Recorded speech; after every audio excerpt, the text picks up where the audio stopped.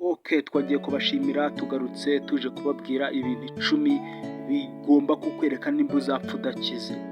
Bivuga gutya arabahise bikanga ngo wowe uri muntu ki umenya yuko umuntu azapfa adakize. Ngiye kukubwira ibintu 10 niwumva ibyo bintu byiyiziho cyangwa byinshi muri byo byiyiziho, umenye yuko uzaheruka ububi, umenye yuko imikirire yawe ubwo umenye yuko nta terambere ufite, yuko ibi bintu 10 nubyisanga umenye yuko ibyawe uri mu mazi abira mu gihe kiri imbere. Ujye mwibuka gukora subscribe kubera ko ni iby'ingenzi. Rero ikintu cya mbere cyerekana yuko imbere yawe ari habi, nimba utunzwe no gukoresha imbaraga, aho ngaho gukira biragoye. Buriya abantu bakoresha imbaraga inshuro nyinshi ntabwo bakunda gutera imbere, inshuro nyinshi ntabwo bakunda gukira. Ushobora kwibaza se ni ukubera iki badakira? Nimba ukoresha imbaraga ubyirebeho urareba kandi koko urasanga nibyo.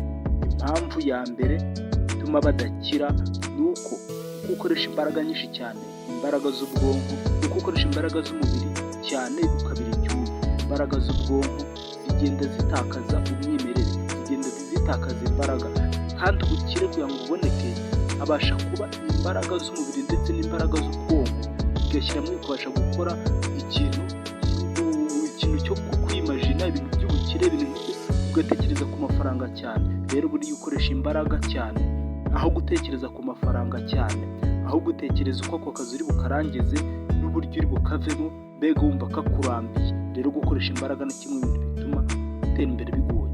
Icya kabiri kiravuga ngo nimba ukunda kuryamira, buriya nta muntu w'umukire uryamira ubaho, nta muntu w'umukire uryamira ubaho. Abakire bose aho bava bakagera barazinduka.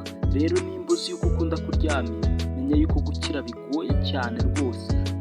Buriya akazi umuntu akora mu gitondo cyane, buriya niko kazi Imana iha umugisha cyane, nako kazi kaba gafite umugisha cyane. Kandi uko wabyutse ukora mu gitondo, uko byenda kose umuntu naryamira araza asanga ugeze kure ibyo uri gukora byose. Kandi buriya nimba umuntu afite umwaka umwe ntazigera ashyikira ufite imyaka 5. Rero menya ngo nimba ukoze amasaha 2 umuntu akaza agatangira mukora bimwe, biragoye yuko azagushyikira. Rero kuryamira nabyo nimwe mu ngeso izaguheza hasi. Icya gatatu kiravuga ngo nimba ukunda gufata ideni ryo gukemura ibibazo, buriya abantu bagira ibibazo byinshi cyane, ariko nimba noneho igihe cyose uvuga ati uhuye n'ikibazo se sinaburunguriza se, buriya kenshi ideni riba ryiza iyo ugiye kurishora mu bintu bibyara inyungu, ku buryo uzabasubiza yabo byibura ukwiyeho inyungu nkeya. Nimba ugujije ibihumbi 100 ukagenda ukabishora ugasubiza wa muntu ibihumbi 100, byibura bigasigara byungutse 50. Uko yenda kose urumva yuko ubwo ngubwo umuhaye 50 yarakugurije 100, urumva yuko ari mu bintu bibyara inyungu.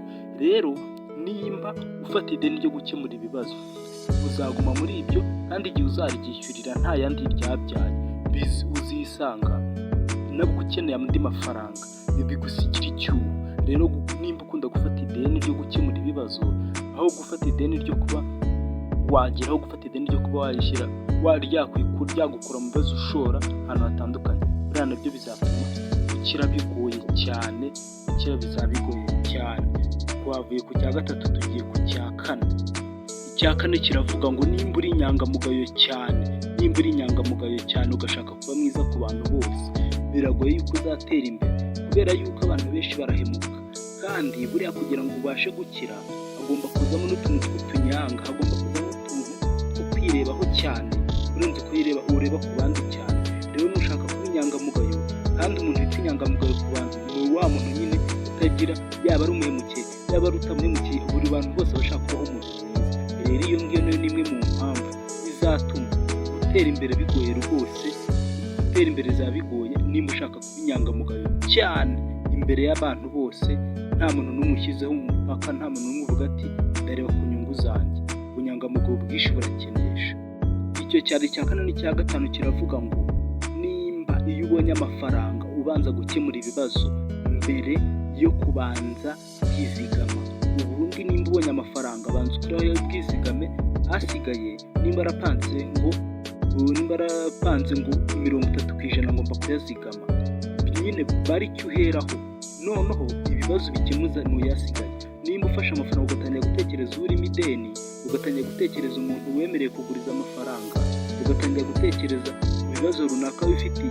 Aho ngaho ubwo warangije gushya, fata amafaranga utangire wizigame, ubundi ibindi bizaze nyuma. Icya gatandatu kiravuga gutya: nimba uyoborwa n'amarangamutima aho kuyoborwa n'ibibyara inyungu, buriya kenshi umukire uwo ari we wese uzabona hava akagera, mbere yo kugira ngo arebe ibintu runaka by'ubufasha, arabanza akareba inyungu, agakora nimba ari ubufasha akabukora mu nyungu yabonye, akanza akareba inyungu afite n'ubufasha agiye gutanga. Nimba uyoborwa n'amarangamutima mbere yo kuyoborwa n'inyungu, aho ngaho biragoye kuzatera imbere. Rero abakire bose, hafi ya bose, ikintu cyose agiye gukora arabanza akareba inyungu ari bugikuremo. Ntabwo abanza ngo arebe ngo ibiki n'ibiki, ngo abantu ngo gutya, ngo ubufasha, ngo reka ngo uriya muntu ngo arababaje, ngo ikibazo cye kirumvikana. Abanza kureba ngo ese hari ahandi nakuye inyungu ku buryo ndi bukore muri za nyungu. Ariko ntabwo yafata ibyo afite ngo ajye kubifashishamo abantu, cyangwa se ajye kugurizamo abantu. Arabanza akareba inyungu ziwe ku giti cyiwe, nimba azifite zuzuye, cyangwa akareba nimba umuntu agiye gufasha cyangwa agiye kugira icyo amarira, ayo marangamutima amwerekeje, akareba nimba hari icyo azamukuraho. Nimba abona nta nyungu n'imwe afite, abifite, ibyo ntabwo byamucira ishati. Bayoborwa n'inyungu cyane abakire. Rero nawe niba utayoborwa n'inyungu, ubwo biragoye kuzatera imbere. Icyo ngicyo cyari icya gatandatu. Reka tujye ku cya karindwi. Icya karindwi kiravuga ngo nimba ugifite inshuti z'abakene kandi ukazigira inshuti magara, biragoye yuko uzatera imbere. Buriya abakire ntabwo bagira inshuti magara, reka bagira abafatanyabikorwa. Nimba abona nta nyungu, nimba abona nta kintu wamumarira, ntabwo yaguha n'umwanya wo kuganira nabo. Mbere se ubundi mwahuriye he? Abafatanyabikorwa ushobora guhita uvuga ngo aho ngaho urabeshye. Abakire ko tubona hari ukuntu bagenda bareba ku bakene cyane, hari ukuntu buriya mbere ubufatanyabikorwa bwa mbere ni ukaguha amafaranga ukamukorera. Buriya ni ubufatanyabikorwa, ntukavuge ko uri umukozi, uri umufatanyabikorwa wiwe, wo gufata nk'umufatanyabikorwa.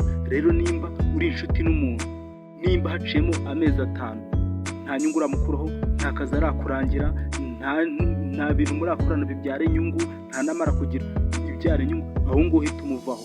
Iyo uzacunge kuba wahuza n'umukire mukaganira bizakugora. Kubera iki? Aba afite ibintu byinshi abakora, afite n'ibyo atekereza. Buriya nawe uzirinde gukorana n'inshuti, nubwo aba ari inshuti, nubwo mwamufitanye amateka, ariko ubona ari hasi, ubona afite nta terambere afite, ubona nta n'iryo ateganya. Kuri uwo muntu uzamugendere kure, ahubwo uzareba abandi bateye imbere. Uzagira inshuti zikurutaho kugira ngo ugire inshuti uruta. Muri inshuti uruta iyo uteye imbere zikugirira ishyari, ziravuga ngo uradukiranye. Nimba muhuye gura akantu uko yenda kose. Inshuti ikennye yakugirira ishyari, yanakugambana. Rero gira inshuti ahubwo ifite ahantu yakandagiye, ifite ahantu yageze, hari igihe byangombwa ukanakubwiza ukuri cyane. Rero iryo ngiryo ryari isomo rya 7. Twagiye ku rya 8. Icya 8 kiragira gutya: nimba ukoze akazi imyaka 10 nta kintu kakugezaho, ako kazi kaveho. Nimba ugakoze imyaka 10 ntikabashe kuba kagira ikintu kakugezaho, nutakavaho uraba uri mu mazi abira. Buriya akazi ukoze imyaka 10 wenda kose, nimba ari ibibazo uhuriramo nabyo, nimba ari ibyago wahuriyemo nabyo, kugenda kose wigera warakaboneye formule yako y'uburyo ugomba kugakoramo kakagira icyo kakugezaho. Rero nimba imyaka 10 ishize nta kintu karakugezaho, kavemo uhiga ikindi wakora rwose. Nimba ubona kaguha n'amafaranga menshi ariko nta kintu akumarira, emera usezere, ugenda ureba ibindi bintu ukora, wenda biguhe make ariko uhindura imirimo. Hari akazi runaka gashobora kuba kaguha amafaranga, akakwimwa n'umwanya wo gutekereza ibyo wayakoresha, bigatuma uyakoresha nabi. Rero ako kazi kaveho. Akazi nimba nta nyungu kari kuguha, kabasha kukavaho. Akazi kataguha inyungu ntuzakihambireho, imyaka 10 bihagije. Icyo ngicyo cyari icya 8. Noneho twagiye ku ngingo ya 9 ikwereka nimba ugifite iyo mico uzapfa nabi, uzasaza usabiriza. Ingingo ya 9 iravuga ngo nutangira kugurisha imitungo ufite, yaba ariyo washatse, yaba ariyo wasigiwe n'ababyeyi, yaba ariyo wabonye mu bundi buryo, zaba ari impano wagiye ugira, nutangira kugurisha imitungo ugifite imbaraga zo gukora, uzaba uri mu buyobe bubi. Ahubwo higa ukuntu wayongeraho kuyigurisha. Naho nimba uri mu bukene, warabashije kugera mu bukene bw'uko utangira kugurisha ibyo ufite, aho ngaho uzaba uri mu mazi abira, wose uzaheruka ububi. nimba uri ku rwego rwo kugurisha iyo mitungo ufite, aho ngo uzaba uri kugera ahantu habi cyane, ahantu hateye ubwoba. Rero nimba ubona utangiye kugurisha imitungo, gabanya, garukira aho ngaho, wiga ukuntu bya bibazo wageraga bituma ugurisha imitungo, wiga ukuntu wahiga ubundi buryo ugomba kubikemuramo, aho kugira ngo uvuge ngo ugiye kugurisha imitungo. Rero icyo ngicyo cyari cya 9, noneho tugere ku cya 10 ari nacyo cya nyuma mugomba kwitondera cyane kandi mukacyumva neza cyane. Mbere y'uko tuvuga icya 10, banza urebe ko wakoze subscribe, banza urebe y'uko wakonze no kunzogera, kandi ubanze ubirebe neza, kandi kubikora ni iby'ingenzi, kandi kubikora ni iby'ingirakamaro, kugira ngo n'izindi nkuru zizaza z'inyigisho nk'izi ngizi, inyigisho zakugira akamaro, kw'inzuti yakugira akamaro, zizabashe kuzisanga uri update, ubashe guhita ubibonera bugufi, uhita ubona notification ibasha kukwereka yuko hageze indi nkuru nshyashya, kandi ni iby'ingenzi, kandi nta kindi kintu bisaba. Icyo bisaba ni kimwe, ni ukubikora. Ubundi nta mafaranga bitwara, nta kindi bisaba rwose, kandi kwinginze cyane ubashe kubikora. Noneho icya 10 kiravuga ngo nimba utekereza ku mitungo wabuze mbere hashize, ejo bundi hashize, nimba utekereza ku byo wabuze cyane ukabiha umwanya, nimba ari waguhemukiye, nimba ari wabikuru ukabitekerezaho cyane, iryo ngiryo ni ikosa. Wagakwiye kubitekerezaho igihe gitoya, ikindi ugatekereza kuho wakura ibindi. None uguma gutekereza ku byo wabuze, bizatuma utagira na courage zo kuba wahiga ibindi, bizatuma utabasha kuba watekereza ku uburyo wabasha kubona ibindi, uburyo wabasha gukora ibindi. Uzahora utekereza ngo ikintu cyatumye nsubira inyuma ni ibi, cyatumye nsubira inyuma ni ibi, cyatumye nsubira inyuma ni ibi. Kandi buriya buri muntu wese wabashije gutera imbere nuko abashije kubura ibintu byinshi by'ingenzi. Rero buriya ibyo bintu byinshi by'ingenzi wabashije kubura nibyo byatumye ubasha kuba umunyembaraga, nibyo byatumye ubasha kuba umuntu ukomeye cyane. Rero nawe nimba hari ibintu wabuze, haranira yuko ubwo wahiga ibindi, none ubwa buryo wabibuzemo, nimba ari umuntu waguhemukiye abashe kubona yuko yakoze ubusa. Rero nuheranwa n'agahinda, biragoye yuko wabasha kuba wakwikura aho hantu. Rero ndakwinginze, heranwa n'agahinda. Rero tubaye tubashimiye